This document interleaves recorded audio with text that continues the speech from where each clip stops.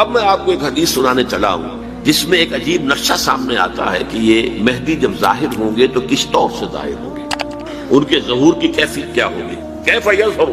یہ روایت ہے حضرت ام سلمہ سے رضی اللہ تعالی عنہا، حضور کی زوجہ محترمہ ہے، فرماتی ہیں ام سلمہ عن النبی صلی اللہ علیہ وسلم قال یکون اختلاف عند موت خلیفۃ، موت خلیفۃ، حضور نے فرمایا ایک خلیفہ کی موت پر اختلاف واقع ہو جائے گا، خانہ جنگی ہو جائے گی، فیخرج رجل من اہل المدینہ حاربا الی مکہ، پھر مدینے کے لوگوں میں سے ایک شخص نکلے گا، بھاگے گا اور جا کر پناہ لے گا اور چھپ جائے گا مکے میں، فیاتیہ ناس من اہل مکہ، پھر اس کے پاس آئیں گے اہل مکہ، مکہ کے لوگ، فیخرجونہ، اور اسے نکالیں گے، جہاں وہ چھپے ہوئے ہوں گے وہاں سے نکالیں گے، وہو کارہ، اور وہ بالکل اس کو پسند نہیں کر رہے ہوں گے۔ ویڈیو شروع کرنے سے پہلے ایک گزارش ہے، اگر آپ ہمارے چینل پر نئے ہیں تو سبسکرائب ضرور کریں اور ڈاکٹر اسرار احمد رحمت اللہ علیہ کے لیے سورہ فاتحہ پڑھ کر کامنٹ میں آمین لکھنا نہ بھولیں، شکریہ۔ نہ وہ خواہش مند ہوں گے کہ ان کے ہاتھ پر بیعت کی جائے، نہ وہ یہ چاہیں گے کہ وہ میدان میں آئیں اور ان کو جو ہے اپنا لیڈر مانا جائے، وہو کارہ فیبایعونہ بین الرکن والمقام، لیکن لوگ جو ہے پھر اصرار کے ساتھ ان کے ہاتھ پر بیعت کریں گے رکن اور مقام کے درمیان۔ رکن وہ کونا ہے خانہ کعبہ کا جس میں حجر اسود لگا ہوا ہے، اور مقام ابراہیم جو ہے، ان دونوں کے مابین جو یہ علاقہ ہے یہاں پر وہ بیعت ہو۔ وَيُبْعَثُ إِلَيْهِ بَعْثٌ مِنَ الشَّامِ، ان کے خلاف ایک لشکر بھیجا جائے گا شام سے۔ نہیں کہا جا سکتا کہ باسی حکومت اس وقت کی جو ہے اس کی طرف سے کوئی مسئلہ اس طرح کا اٹھ کھڑا ہو، اس لیے کہ ابھی تو بہرحال باسی حکومت وہاں ہے۔ فَيُخْسَفُ بِهِمْ بِالْبَيْضَاءِ بَيْنَ مَكَّةَ وَالْمَدِينَةِ، لیکن اللہ تعالیٰ اس لشکر کو مکے اور مدینے کے درمیان وادی بیضاء میں دھسا دے گا، زمین کے اندر پورے کے پورے لشکر۔ فَإِذَا رَأَى النَّاسُ ذَلِكَ، جب لوگ یہ دیکھیں گے اتنی بڑی نشانی ظاہر ہو گئی، أَتَاهُ أَبْدَالُ الشَّامِ وَعَصَائِبٌ مِنَ الْعِرَاقِ فَيُبَايِعُونَهُ، اب شام سے سارے کے سارے جو اولیاء اللہ ہیں وہ بھی آئیں گے، اور عراق سے جوق در جوق لوگ آئیں گے اور ان سے بیعت کریں گے۔ وَيَعْمَلُ فِي النَّاسِ بِسُنَّةِ نَبِيِّهِمْ، پھر وہ عمل کریں گے لوگوں کے مابین، حکومت کریں گے اپنے نبی کی سنت کے مطابق۔ وَيُلْقِي الْإِسْلَامُ بِجَنَانِهِ، اور اسلام اپنی گردن زمین پر ٹکا دے گا، وَالْأَرْضِ فِي الْأَرْضِ، زمین میں، فَيَلْبَسُ 7 سنین، پھر وہ 7 برس تک حکمران رہیں گے، ثُمَّ يُتَوَفَّى، پھر ان کا انتقال ہوگا، وَيُصَلِّي عَلَيْهِ الْمُسْلِمُونَ، اور مسلمان ان پر نماز پڑھیں گے۔ یہ جو میں نے آپ کے سامنے نقشہ کھینچا ہے، اس سے اب میں ایک نتیجہ نکالتا ہوں، اسے بھی میرا گمان کہیے، اختلاف بھی کر سکتے ہیں آپ، اگر اس کو وزنی سمجھے تو قبول بھی کر سکتے ہیں۔ وہ یہ ہے کہ میرے نزدیک ان کے ظہور کا وقت قریب ہے، اور اس کی تھوڑی سی بات میں مجھے معلوم ہوا کہ جین ڈکسن غالباً نام ہے امریکن اس کا، جس نے یہ پیشن کوئی خبر دی تھی کہ 1962 میں عالم عرب میں ایک بچہ پیدا ہوا ہے کہ جو وہاں کا نقشہ بدل کر رکھ دے۔ یہ جین ڈکسن کی غالباً پیشن گوئی ہے، بہرحال مجھے اس کی پیشن گوئی سے کوئی دلچسپی نہیں ہے، میں تو جو احوال دیکھ رہا ہوں، یعنی اسرائیل کا قائم ہو جانا، اور اس کے بعد اب یروشلم کا مسلمانوں کے ہاتھوں سے نکل جانا، اور اب گویا کہ وہ الملحمۃ العظمیٰ جو ہے تلی کھڑی ہے، کسی بھی وقت جو ہے یہ جو ہے وہ لاوا پھٹ سکتا ہے، آتش فشاں پھٹ سکتا ہے۔ تو یہ تمام حالات ایسے ہیں کہ جن کی وجہ سے میں سمجھتا ہوں کہ ایک تو جو قرآن مجید کے اشارات میں نے آپ کو بتائے، 14 صدیاں، 14 دن میں چاند کا پورا ہونا، والقمر اذا اتسق، 14 دن میں 14ویں کا چاند، اسی طرح اب یہ 14 صدیوں کے بعد یہ صدی جو 15ویں صدی ہے، یہ در حقیقت ظہور امام مہدی کی صدی، اور یہ ہے آغاز وحی سے قبل کا، کیونکہ حضور کی زندگی میں یہ جو دن آئے تھے 25 برس کی عمر سے لے کے 40 برس کی عمر تک، 25 برس کی عمر تک کی آپ کی زندگی بڑی مشقت کی زندگی رہی، بڑی محنت کی زندگی رہی، افلاس کی زندگی، تنگ دستی کی زندگی۔ این بچپن میں آپ بھیڑے بکریاں چراتے علی قرابیط، چند ٹکوں کے عوض، یہ حضور کے اپنے الفاظ، میں چند ٹکوں کے معاوضے پہ اب بھیڑے بکریاں چراتا۔ پھر آپ ذرا بڑے ہوئے، اس لیے کہ ابو طالب جو ہے وہ بہت ہی مفلس انسان تھے، سرپرستی تو وہ کر رہے تھے، لیکن واقعہ یہ ہے کہ پرورش کی ہے محمد رسول اللہ نے خاندان ابو طالب، اپنی مزدوری سے، اپنی محنت سے، اپنی مشقت سے۔ پھر آپ نے تجارت کرنی شروع کی ملازمت کی شکل میں، تو یہ 6 دن تھے۔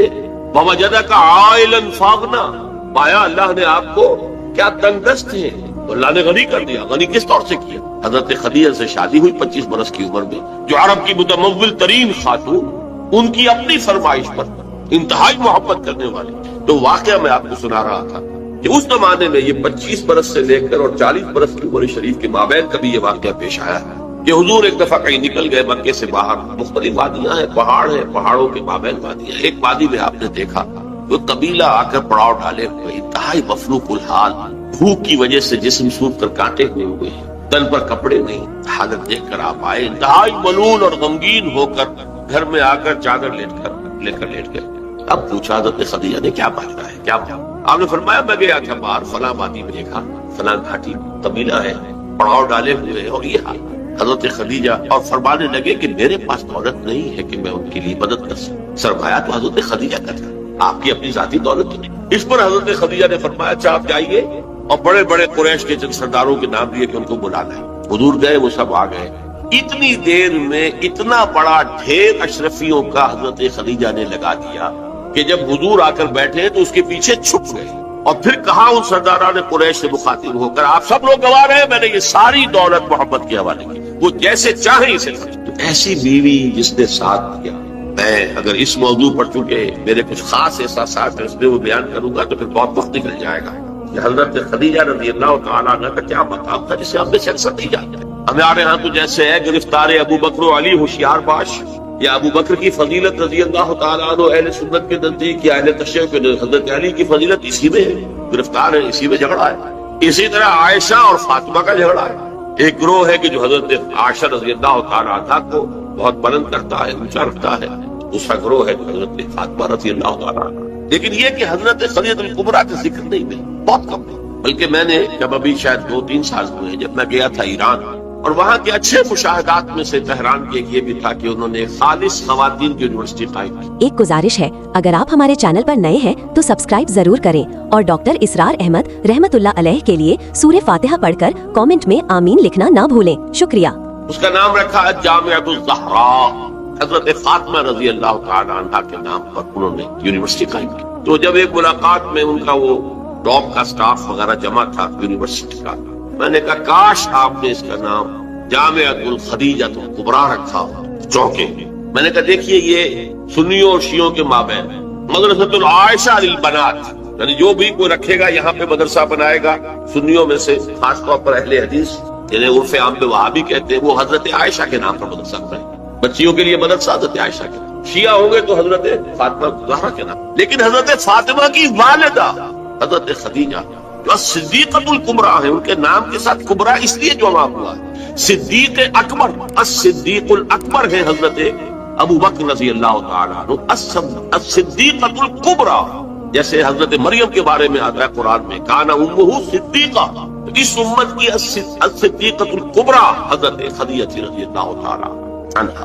اور ایک بات راز کی ہے جو میں کہہ رہا ہوں، عام طور پر عام خطابات میں یہ باتیں نہیں کی. مجھے تو محسوس ایسا ہوتا ہے کہ اللہ تعالیٰ نے حضرت خدیجہ کی ذات میں حضور کو صرف بیوی کی وفاداری اور وفا شعاری اور محبت نہیں دی، والدہ کی شفقت. حضور محروم ہوئے بہت ارلی عمر میں، والد کو تو دیکھا ہی نہیں، والدہ کی شفقت سے بھی بہت ڈرتا. عمر کا فرق اتنا تھا 25 اور 40 نہ کیجیے. اور آپ کو معلوم ہے میری نانی میرے بڑے ماموں سے 13 برس بڑی تھی. 13 برس میں ان کی ولادت ہو گئی تھی اور عرب کا معاملہ تو اور گرم ماحول کا تھا. تو کیا 15 برس کی عمر میں حضرت خدیجہ کی اولاد نہیں ہو سکتی تھی؟ اگر وہ ہوتی تو کیا وہ حضرت عمر حضور کی ہم عمر نہ ہوتی؟ اس حوالے سے چنانچہ ایک واقعہ میں آپ کو اور سنا دوں. ایک مرتبہ حضور صلی اللہ علیہ وسلم اسی طرح جو بھی نیا تجربہ تھا عالم ملکیت اور عالم بشریت کے درمیان اتصال کا، اور جس کی وجہ سے ایک خوف کسی کیفیت، ایک تشویش کا سا انداز، تو حضرت خدیجہ نے ایک مرتبہ یہ کہا کہ اچھا اب جب وہ آئے وہ فرشتہ ہے یا کیا ہے، وہ بدروح ہے یا کوئی واقعتاً فرشتہ ہے، جب بھی وہ آپ کو نظر آئے تو مجھے بتائیے. حضرت جبرائیل آئے، حضور نے فرمایا وہ آگے اب ذرا نوٹ کیجئے. حضرت خدیجہ نے اپنے بال کھول دیے، اپنی آغوش میں حضور کو لے لی اور پوچھا کہ کیا اب بھی نظر آ رہا ہے؟ فرمایا نہیں. فرمایا یقیناً یہ فرشتہ ہے، کوئی بدروح نہیں ہے. فرشتہ ہے جس نے حیا کی ہے. اگر کوئی بدروح ہوتی تو ادھر لفظ وہ غائب نہ ہوتی. اب آپ اندازہ کیجئے عظمت فکر، سوچ کا، آپ کے فکر کا، شعور کی بلندی کا. بہرحال سن 10 نبوی کا تذکرہ کر رہا تھا. حضرت خدیجہ کا انتقال، ابو طالب کا انتقال، جو ایک پروٹیکشن ہے ٹرائبل زندگی میں، پروٹیکشن. جیسے کہ آج ہی میں پڑھ رہا تھا کہ جو بھی پہلا ایک معاہدہ اوس اور خزرج کے درمیان جو مسلمانان یثرب تھا اور پھر مہاجرین کو ساتھ شامل کر کے حضور نے کروایا تھا، اس میں یہ شرط بھی تھی کہ اگر کوئی ایک مسلمان بھی کسی کو پناہ دے دے گا تو وہ سب کی طرف سے شمار۔ یہی معاملہ قبائل میں ہوتا تھا، قبیلے کا ایک فرد اگر کسی کو شخص کو پناہ دے دیتا ہے تو وہ پورے قبیلے کی طرف سے۔ اس حوالے سے خاندان بنو ہاشم کی سرداری تھی ابو طالب کی، اور وہ پروٹیکشن دے رہے تھے محمد عربی صلی اللہ علیہ وسلم، اگرچہ ایمان نہیں لایا لیکن وہ ایک طبی محبت تھی، اور اس طبی محبت کی بنیاد پر انہوں نے خاندان بنو ہاشم کا سایہ کیا ہوا تھا حضور پر صلی اللہ علیہ وسلم۔ اب ظاہر بات ہے کہ اگر بقیہ دوسرے قبیلے جو تھے اس کے سردار وہ اگر کوئی اقدام کرتے حضور کے خلاف تو یہ گویا کہ بنو ہاشم کے خلاف اعلان جنگ ہو جاتا اور ان فائٹنگ شروع ہو جاتی، خانہ جنگی سول وار مکے میں شروع ہو جاتی۔ یہ وجہ ہے کہ 10 برس تک اس اقدام کی جرت انہیں نہیں، سفارتیں لاتے رہے، ابو طالب کے پاس سفارتیں آئیں، کبھی لالچ پیش کیا، آپ ان سے کہیے اگر انہیں دولت چاہیے تو ضرور سیم و زر کے ہم انبار لگا دیں کہ تک، انہیں کوئی سیادت چاہیے تو ہم انہیں اپنا بادشاہ ماننے کو تیار ہے، اگرچہ ہمارا کوئی مزاج نہیں ہے کسی بادشاہ کو ماننے کا، ان کو مان لیں گے، اور اگر کہیں شادی کرنا چاہیں تو اشارہ کرتے ہیں قریش کے جس بڑے سے بڑے گھرانے میں کہیں گے آپ ان کی شادی کر دیں۔ یہ بھی تھی آفر جب حضور نے فرمایا تھا کہ چچا جان چاہے یہ میرے داہنے ہاتھ پر سورج اور بائیں پر چاند رکھتے تب بھی میں اپنے اس دعوت سے باز نہیں۔ ان کا مطالبہ یہ تھا کہ یہ دعوت ختم کرو، ہمارے معبودوں کو برا نہ کریں، جس کے ضمن میں پھر آخری جبکہ ابو طالب بستر مرگ پر تھے اس وقت جو آخری سفارت آئی ہے، اور انہوں نے آخری چیلنج کیا کہ ابو طالب اب بھی اگر تم باز نہیں آتے تو پھر ٹھیک ہے، ہمارا الٹیمیٹم ہے، آؤ میدان میں مقابلہ کرو یا روک لو اپنے بھتیجے۔ اس پر جب ابو طالب نے بلایا اور حضور سے کہا ہے کہ بھتیجے مجھ پر اتنا بوجھ نہ ڈالو جو میں برداشت نہ کر سکوں، ظاہر بات ہے اکیلا خاندان بنی ہاشم پورے قبیلہ قریش کا مقابلہ، پھر خود جو ہے نہایت ضعیف بوڑھے اور بستر ملک پر ہے تقریباً، بھتیجے مجھ پر اتنا بوجھ نہ ڈالو، اسے میں برداشت نہ کر سکتا۔ اس پر حضور کی آنکھوں میں آنسو کہ ایک ہی مرئی سہارا دنیا میں ویزیبل اسباب عالم کے اعتبار سے ایک پروٹیکشن، ایک سہارا، ایک مدد کی شکل تھی، آج وہ بھی جا رہی ہے۔ سب کہا آپ نے ایک ہی چچا جان، اب تو یا تو یہ بات پوری ہو کر رہے گی اور یا میں اپنے آپ کو اسی میں ہلاک کر دوں گا، میرے لیے کوئی ریٹریٹ کا کوئی امکان نہیں ہے، کوئی واپسی کا کوئی امکان نہیں ہے، پسپائی کا کوئی۔ بہرحال میں نے یہ سارا پس منظر بتایا ہے عام الحزن، اور یہ ابو طالب کا بھی انتقال ہو گیا، وہ پروٹیکشن ختم ہو گیا، بلکہ اب بنو ہاشم کا سردار ابو لہب ہے جو خود دشمن ہے انتہائی، یوں سمجھیے کہ زہریلا دشمن، جس نے اس وقت کہہ دیا تھا تبا لکا لہذا جماعت، جس نے اپنے دونوں بیٹوں سے حضور کی دونوں صاحبزادیوں کو طلاق دلوائی۔ طلاق وہی مانا وہاں تو در حقیقت نسبت کا ہو جانا ہی ایک طرح کا نکاح ہوتا ہے، وہ نکاح باقاعدہ ہو جائے گا لیکن نسبت ہو گئی، منسوب ہو گئی، تو گویا کہ ایک رشتہ قائم ہو گیا۔ دونوں بیٹے تھے ابو لہب کے جن سے حضور کی 2 صاحبزادیوں کا رشتہ تھا، ان دونوں نے آ کر نہایت گستاخانہ انداز میں، توہین آمیز انداز میں آ کر حضور کے سامنے کھڑے ہو کر اور کہا کہ ہم تمہاری بیٹیوں کو طلاق دیں۔ سارا سب جیلے ہیں حضور صلی اللہ علیہ وسلم۔ اب وہ ہے بنو ہاشم کا سردار، کیا نکلے گا نتیجہ؟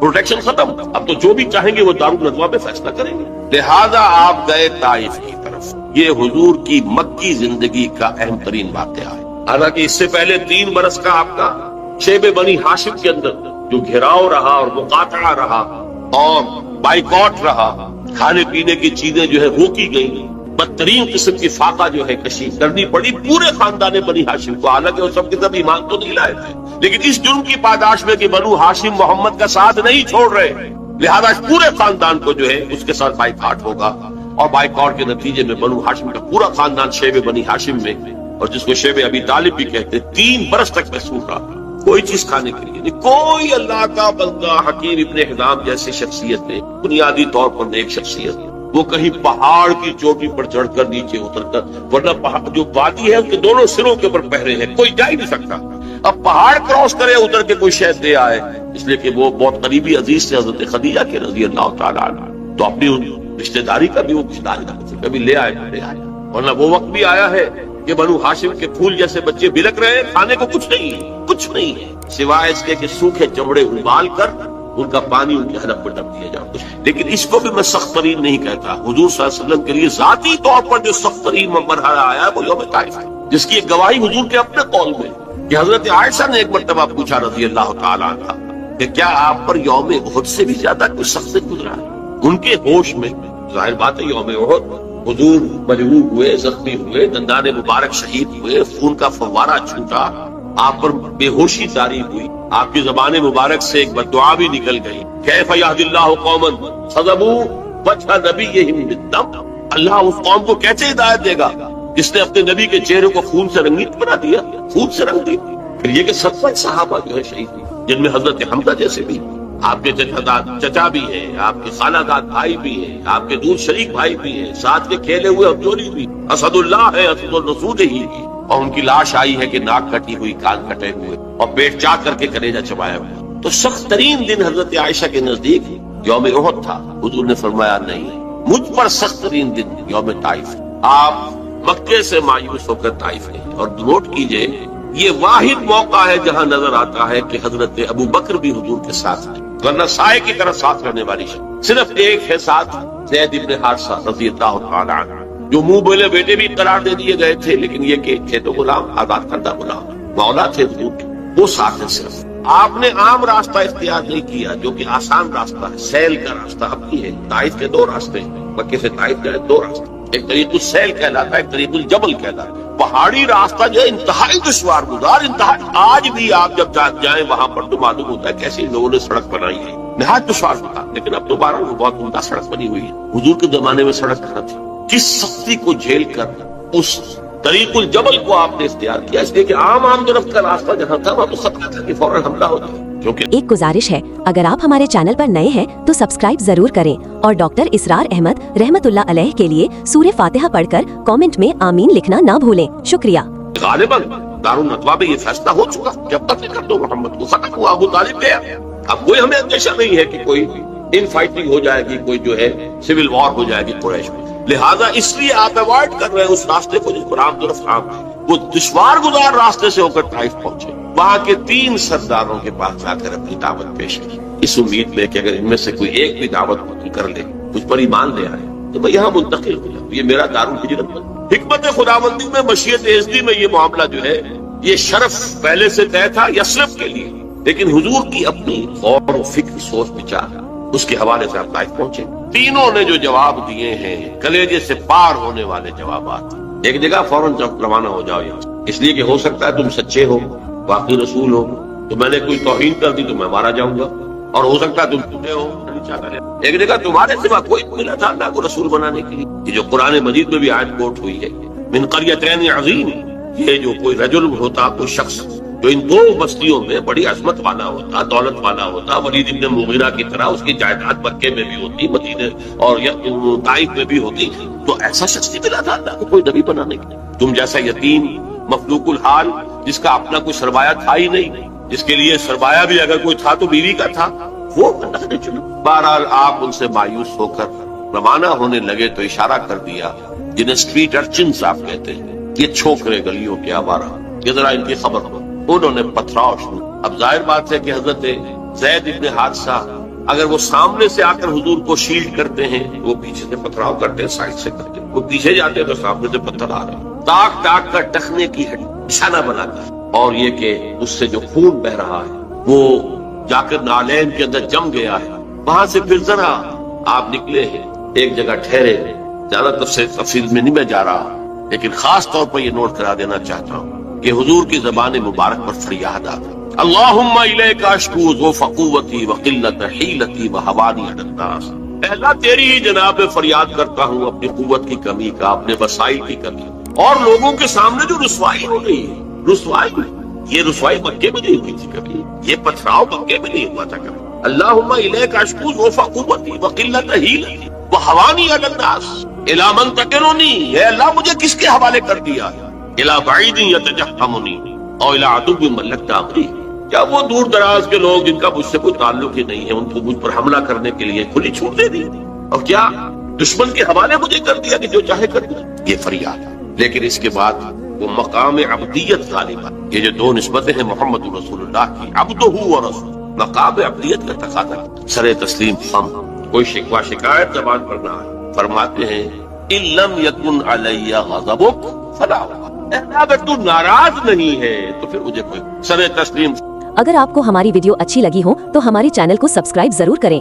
डॉक्टर इसरार अहमद रहमतुल्लाह अलैह की वफात के लिए सूरह फातिहा पढ़कर कमेंट में आमीन लिखें। शुक्रिया।